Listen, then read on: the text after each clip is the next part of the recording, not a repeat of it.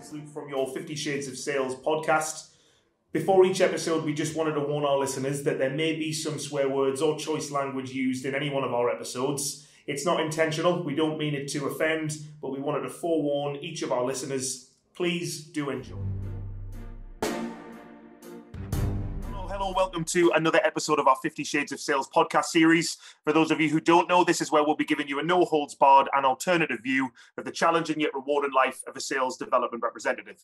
And for those of you who do know, welcome back. Now, in this episode, we're going to be discussing the age-old battle between sales and marketing and why within this new virtual and digital selling age, aligning these two entities to drive efficiency, including accelerating revenue, is absolutely key to a successful commercial function. Now, joining me to do so are two of my Durham Lane colleagues, one from sales, one from marketing. So essentially, I've got one from each side. We have senior sales team leader, Alex Carr. He works on a number of our combined demand generation projects from a sales delivery aspect. Alex, how are we? I'm good, thanks. Are you all right? Yeah, good. Thanks for asking. And then we also have joining us our marketing executive, Caruana, who drives demand on the marketing side for our external clients, as well as the Durham Lane team and function at the same time. Monica, how are we? I'm great, Luke. Thank you. Excellent. Now, listen, I've got one from both sides, right? Sales and marketing have a common goal. It's to drive sales, revenue growth. This is why businesses should make it a priority to actually align their sales and marketing activities. But despite this, sales and marketing teams are not always working in synergy. They're missing out on opportunity to coordinate activities, support each other to generate more commercial outcomes. So typically this is commonly because marketing teams feel like their sales counterparts don't make the most of the leads and content that they generate, while sales teams often find marketing leads and content not supporting their actual sales funnel. So to successfully integrate sales and marketing from a cohesive demand generation strategy, people, processes, as well as technology need to work together towards a common goal. Now, given this collaboration between departments is absolutely essential to fill in people's pipeline, I just wanted to explore how we bring these two worlds together. Now, before I start, I just wanted to actually understand, as I said, I've got one from both sides. What was your opinion of the other side before you actually started working together? And what have you both learned since from each other? Well, I'll kick off. I think it's a really good question and it's an important one. So, do you want me to be brutally honest or be professional? Both. Both, right? Okay, that's going to be hard. Yeah, my view towards marketing before I really started working with them and got to understand their sort of workflow and their day-to-day was a very pessimistic one. And I think that was just from experiences. When I was starting out in sales, there were always two opposed sides. It was one or the other. It was like at loggerheads, always competing for the same budget. And as you rightly said, Luke, it was very much a case of seeing each other as the enemy. There was always finger pointing going on with some of the clients that I was representing, or even internally in regards to who's generating the most value for the company. So from the early days, it was very much a like us and them mentality. Yeah. It was like primary school when you were scared to mix with girls. They're like on the other side of the dance floor, and you were just like talking to them from a distance. And it was very siloed, very different to what it is today. Okay, and Monica? I guess for me, from my professional point of view, I felt like there was never that much of a divide, at least when I started working here at Durham Lane. I think it's fair to say that we are mostly a sales-oriented kind of company, and at least I guess we did start with sales primarily. Yeah. So I think that it's always been quite clear that the role of marketing was to support sales. So I think there was never a doubt about, where do we fit in and what is our role, what is our goals.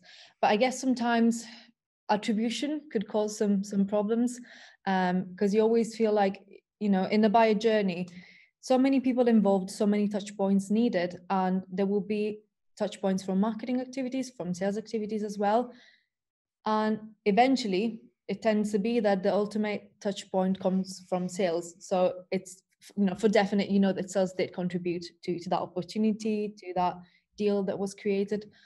And sometimes I think it can be a bit frustrating from a marketer's perspective to see that you don't really get any so sometimes attribution is not that accurate, because that somehow marketing activities also did have a good impact, a positive impact on that deal or that opportunity happening. So I think that can be often the cause of some frustration. But I think, working together and working closely and getting to understand more of each other's work is definitely paramount to finding a better way of working as well. So I think that with time, we found a way to maybe track attribution a bit more accurately, focus a bit more on the quality of leads, and trying to define how that the marketing activities do impact the final sales. I mean, you make a good point as well. If I go back, and you mentioned, the sole purpose of the marketing function is to support the sales function. Do you think, broken down, basically that's how it could be described? So I think the thing with marketing is it's such a broad spectrum of activities, from website, SEO, PR and communications. On my argue that it's also part of marketing, and all the way to lead generation. And because of this, I think that for some of these activities, it's not as easy to track attribution and to make it tangible when it comes to your input.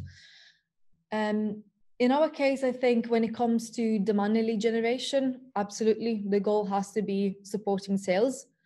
Any other activity, I guess the impact on the sales side might not be that direct, but at the end of the day, it's all about revenue.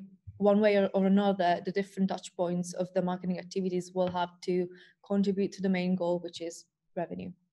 Yeah, on that note, Luke, if I can just interject, when I started to work with marketeers more closely, I started to understand that we both, as two separate departments, if you like, we both have the same goal.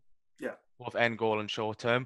We have to devise a message. We need to go to market. We need to target the right kind of audience at the right time where possible, whether that's through picking up the phone and doing your due diligence as a salesperson or as an SDR, or sending an email out, or on the marketing side, whether it's putting the right brochure out, putting the right content into a bit of design work and reaching the right target audience at the right time.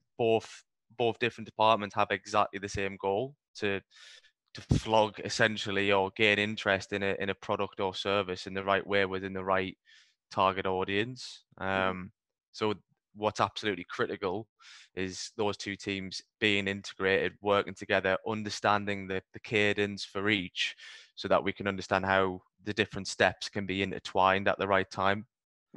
So how important is it that both marketing and sales deliver the same message? So it's almost a case of marketing can create a message to get out and attract buyers, but it's also then the actually salespeople get out there and actually deliver the message. How important is it that the message is consistent? Crucial. I've worked on a project in the past where that wasn't aligned. So I was being an SDR back in the day, and I was doing calls and emails, and I had KPIs, but the project in particular I was working on was very marketing led. So we had email campaigns, we had LinkedIn ad campaigns, we'd created content. What I noticed from the get-go was that the language and the tone of voice that was sent out in the marketing collateral and in the email sequence and everything like that was very different to my approach. Now, I'm sure you know, Luke, from knowing me for a while, I've got a very unique style on the phone. I'm very cheesy. I can be quite weird at times, and it's all in a bid to try and be personal, to get that prospect's attention, to try and make it feel like I'm not a robot and I am a human. You've really sold yourself there, by the way, Alex. Yes, exactly. But yeah, I've worked on that project, and it was very, very different, and I just felt like there wasn't much alignment, and it almost felt really, I felt like the prospect could tell that it was not me who was reaching out to them in the form of that email sequence or on LinkedIn. It was very different. So I worked quite hard with my colleague in the marketing team to make sure that we achieved that sort of synergy, from everything from the messaging to what I would send on an email down to the tone of voice, just to make it look like we're coming from one entity instead of two separate companies, albeit representing the same company, if that makes sense. Yeah, it does. And listen, some of the most successful sales training programs that I deliver have been when marketing have also been included within that, because it does really make sense that if we are going to change our messaging and our approach as a sales organization, then marketing definitely need to be involved. But a question to Monica here as well. I mean, how many marketeers do you think have a good enough understanding of their own organization's sales process? I think it pretty much depends on the structure of the organization itself. Sometimes, for example, for companies that don't have an inside sales department, or that might not have a lot of visibility, if they are, for example, outsourcing sales, then it might be quite difficult for an in-house marketing team to liaise with that team and making sure that messaging is aligned and they have a good understanding of the process and how they can help and support that process, which is the ultimate goal. So I think that it's all about involvement and transparency and visibility. For me, for example, working closely with sales team is absolutely essential when I'm creating a new campaign and messaging, because the first thing that I ask is, what have you been, what has been your experience from, for example, trying different kind of messagings on the phone? What kind of pain point do you think resonates best? Or different segments and different buyer personas might have different pain points that resonate the most with them. So I think it's always really, really insightful for me to have a bit of that qualitative feedback from the sales team. So having a deep understanding of the process, I think, is absolutely essential. And I believe that it's all down to transparency. Yeah, and listen, I might even be pointing fingers at marketeers here, and I don't want to continue this split and divide. But this is the thing. I often think that really, do marketeers have a good enough understanding of the sales process? But if I'm completely honest, Monica, and both Alex, I mean, you can probably back me up on this. I work with so many different organizations, right? And I speak to the senior management within organizations, and they'll say, well, we have a sales process in place, right? Because I'm trying to implement our selling at a higher level methodology and put that over the top of everything that they're doing. And I'll say, well, listen, I'd be quite concerned if you didn't have something in place. But far too often, if I was to actually go in the next day and actually speak to one of the salespeople and have them ask me, or me ask them to talk them through the sales process that they've got in place at their organization, I guarantee that not even 50% of them will be able to talk me through it.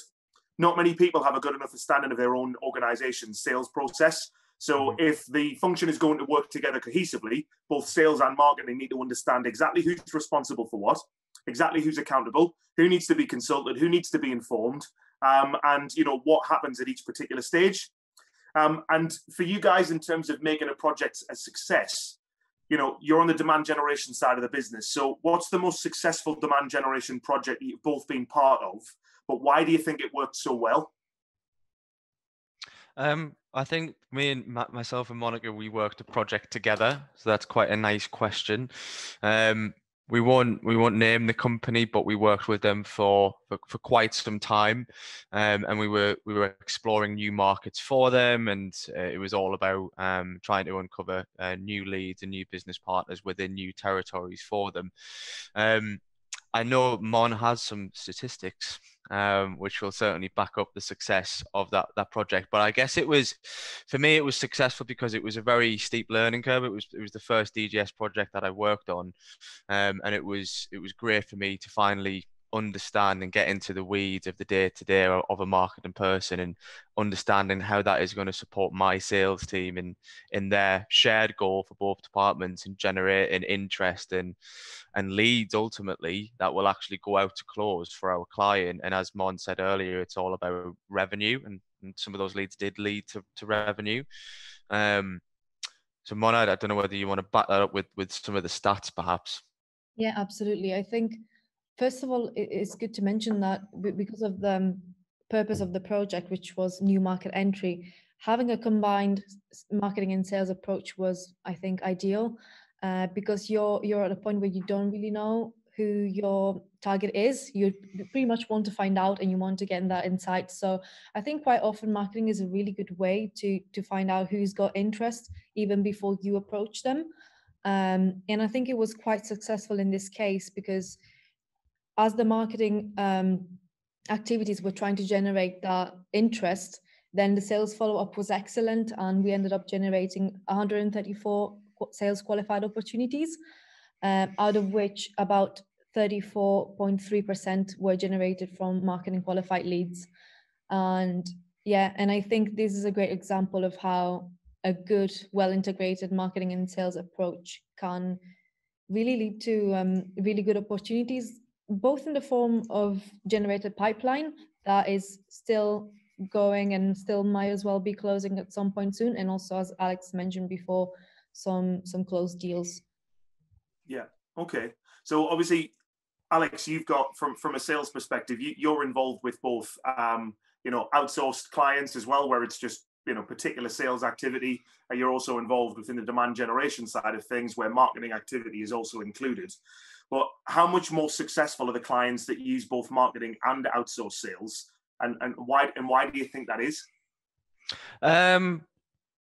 Yeah, that's a really good question. I think just off the bat of what Monica was saying, to use that project as an example, without the work that Monica did and the marketing team did, we would be 66 leads short, which is a lot. It's 66 separate companies, all being qualified and all originating from the marketing activity. So it's just the added value that you can get from marketing sort of campaigns and content, which will then land in the inbox of the sales team ready to qualify. So for me in particular as well, like when you think about sales, it's getting harder. Like it definitely is. And I think digitally people are doing a lot more, and there's all of these webinars and different events around the digital age and the death of the cold call and all of these different topics. As a salesperson, in the past, traditionally, you have an Excel spreadsheet and a phone, and you were told just to go at it. Obviously, if you're a good salesperson, you do your due diligence and you look at each company and you'll build data and you'll find compelling events. But all of that is good activity, but it's time consuming. It takes ages to do it right. Mm-hmm. If you want to be speaking to someone who's the right person with a good justification as to why you've called them today. So adding marketing into the frame, having a list of people who have already expressed interest in a number of different ways in the solution or the service that you're trying to flog, it almost feels like it's cheating. When I think about if I was to put my sales cap on and I was to go back like 5 years and I had that list out in front of me, I can focus and prioritize my time on people who I already know are interested. I can reference the fact that they've engaged with content online. They could have even downloaded a brochure, a bit of content to consume in their own time. And having that at the front end of your conversation just sucks out all of that awkward small talk that I'm really akin to doing all the time, and I'm rubbish at it. It sucks out all of that sort of awkwardness, caginess at the beginning of a cold call when you're trying to justify it. And like I say, they've already taken a few steps in their buying journey. They've already took the time to engage with a bit of content online, done their reading on whatever it is, the topic or the solution or the service that your company offers, and you've already skipped a few steps. So mm-hmm. It's so much more than just a time saver, but that plays a big part, especially now everyone is so hell-bent on quick acceleration. Everyone wants their cake and they want to eat it now. They need sales quick. They need to increase revenue. They want to expand. Everyone has ambitious goals as a company. So as a salesperson, having been supported by marketeers and having that list of fresh MQLs who are ready and ripe for the taking, low-hanging fruit, some would say, it's been refreshing and has been a big help, 100%. Yeah, I mean, the stats show that I think it's 57% of the purchase decision is now made before even speaking with a vendor. So in terms of, what's out there for our potential buyers to actually look at, to engage with, to download, as you said, from an MQL perspective, we better make sure that it's us that they want to be speaking to. Because that's well over half of the actual buying decision is already made before traditionally willing to speak to an actual salesperson. So from a lead generation perspective as well, I mean, everything that we do, both sales, marketing, and activity, it all feeds into that lead generation piece. Now, Monica, if organizations needed to start over, right, they needed to repurpose their lead generation approach, where would you say is the best place for them to start? And I know that's like a big question, but I just wonder if you can offer any light. So, you're just starting out. We need to repurpose it. It's not working. Where do we start? Okay, first of all, targeting. I would say that quite often we can have companies have different approaches. Sometimes we get clients who have got very defined targeting. Mm-hmm. Sometimes they go maybe even a bit too narrow and too niche, where it's kind of difficult to get to speak to them and getting the messaging across. Sometimes it's pretty much, we sell to everyone. Everyone is our whole market, which also makes it quite difficult because, how do you have a personable approach and how do you cut through the noise if you don't really know any specific characteristic about your buyer persona? So I would say the first thing would be make sure that you can get a good target audience whose size is quite, is decent and that is specific but not too niche. Mm-hmm. Secondly, I would say a really good piece of content, a really good lead magnet that you can use for your marketing activities, and make sure that it's not too top level where you might be catching people who are just curious, just want to know more about the industry or the market, but they don't have any commercial intent. But also don't make it too the other side of the funnel where it's all about your product and it's all about selling something. So you want to find a good balance in your content between giving some value, giving some tips, some advice, and some really good insight, but also making sure that the goal is still obviously generating revenue. So making sure that you can sell your product or your service. Yeah. So is the purpose of good content to inform, educate? Does it need to be of high quality? But do you also need to be aware that you can't give away too much at the same time? Absolutely. And I think what we tend to do for many of our clients, we use a mapping system with 3 different stages where we have problem education and then solution research and solution selection.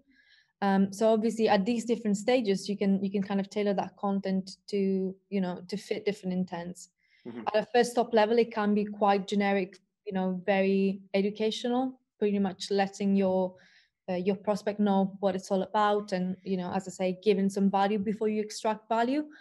And then it could be more detailed about the different solutions that are available for your prospects, and then finally, trying to make it happen, let's say. So I think it's very good to have that in mind and making sure that your content is mapped to the different stages that your prospect might be in within their buyer journey. Okay. And how important is communication as well when starting from scratch? And I'm talking communication between both sales and marketing, because often, both would have a different strategy and then they'll meet in the middle. Is it important that they build it from the ground up together? I think. Oh, sorry, go on. Absolutely. I was going to say there is nothing that you can't fix, even if you have a strategy for sales and a different one in marketing. If you do get together and converge your strategies and make sure that you have, you keep in mind that the goal is at the end of the day the same, then there's nothing you can't fix really. But I think that if you lay the foundations right, that's going to make all the difference. Yeah, I was just going to say comms and communication between 2 teams, absolutely crucial. Not always can you do that from the start because of the current landscape of those 2 departments. But for us, having starting projects together, communicating from the get-go has definitely been, we've definitely been reaping those rewards as opposed to in the past when we've had to meet in the middle. Yeah. And, when you go back to your original point as well, Monica, when you said about targeting, obviously we're targeting companies, but you mentioned a really good, and you've done it a couple of times, in terms of your buyer persona. How important is it that, yes, we need to understand the companies that we're going after, but how important is it that we understand the actual buyer type and their perspective? I think it's absolutely paramount, and not just from a marketing perspective, from a sales perspective as well. You might know that there could be lots of people involved in the decision-making process, and they might have different job roles. Mm-hmm. And while they could all benefit from whatever product or service you're selling, that they might relate to different pain points. For example, someone in HR and someone who is, let's say, the CEO, will probably have very different priorities in mind, and their day-to-day jobs might look quite different. maybe your solution could help both of them in different ways. So it's very important that you always keep that buyer persona in mind as you create your messaging, both for marketing and sales. And is it easy enough to then be able to make sure that our content, whether it's different for HR and whether it's different for a CEO, is it easy enough to be able to get that in front of both people at the same time? Or what sort of difficulties does that throw up? So I think you can have different kind of approaches. You can have something more generic that could, relate, both those personas could relate to. Or you could segment your audience. For example, you could create, let's say if you are running a paid social campaign, you could run a campaign with just a specific job title and another job title, or different industries, for example. It works the same way. So yeah, it's pretty much up to trying different things and see what works for your company, because the same approach might not work for everyone. Yeah. Now we've talked about our approach, right? Which I think we're probably streets ahead of lots of organisations in terms of bringing those entities together in a successful way. But I mean, Alex, you were probably thrown in at the deep end because, as you said, it felt like we were completely two separate sides of the business. Didn't really know how to speak to them because traditionally sales and marketing departments throw up some, diverse characters. So how have you, as a manager of both, being able to successfully bring both teams together? Yeah, it's been a tough one, and whilst I agree we are streets ahead of other companies in terms of this integration, we're not there yet. It doesn't happen overnight. It's trying to unravel years of traditional perceptions of those two departments and those two functions being opposed. So it's took a lot of time to get where we are today, and it's going to continue to take a lot more time to continue to finesse and improve those two departments being fully integrated. But we are making serious inroads. But I mean, to answer your question, you've got your traditional salesperson who's really active on the phones, really loud, really brash, quite annoying probably to an introvert because they're highly extroverted and they're coming up with all these lines on the phone, and it can be quite disruptive. And then you've got I thought you said lies there. No. They're coming up with all these lies on the phone. Well, some people do. White lies, that is. But then you've got your marketeer who's very thoughtful, very creative, and very quiet because they're busy away on the computer trying to do design work or put an email sequence together or looking at messaging, etc. So two very different personas, and honestly I've found that the best or the surefire way to make inroads really quick is just to put them together, because they're both, whilst they're both very different people, they're still people. And then as soon as they get to sit together and understand what one person's day-to-day looks like in comparison to the other, they will soon see, especially if they're working on the same project with the same client, therefore have to fare up to that client once a week together about results and trends, they will sharp see that it's in their best interest to be working together as opposed to being two separate entities. So it's as simple as putting them together in the same location in the office, albeit a bit difficult to do right now with social distancing, but that's how I found is the best way to do it. And also just reinforcing the need that both entities have the same goal over and over again. It needs constant reinforcement at first, empowering the two different constituent parts to communicate effectively for bad feedback and good feedback, as honest as it can be, so that something can be done about it. Yeah. How often is the goal changed, or how often is the goal discussed? And that's a question to both of you, really. It has to be, if you want to be successful, it has to be discussed every waking minute of the day, really. If you lose sight of the goal, then what are you doing? Yeah. So it needs to be something that's constantly visited to understand where you're at in comparison to where the goal is and where you are today, so you can both understand what hurdles you've got to jump over to get to the finish line. Okay. And I think as well, you have to make sure that the goal is realistic and ambitious at the same time. Yeah. You don't want to set yourself up for failure. Also, you want to make sure that you target yourself on something that you can actually do and you can reach. And I think it's very important to always reevaluate that as you go, because your circumstances will change. I mean, this year has probably been like no other. So I think it's fair to say that the best approach is always to make sure that these things get reevaluated, as time goes, and make sure that you make it attainable, but still quite aspirational in a way. Because obviously you always want to try and push yourself to do the best that you can. So I'm going to give you a chance here, and this is a well, it's a question that I hadn't prepared you for. But you defend in each camp, right? Right. Salespeople are constantly defending themselves because of an opinion of somebody else, right?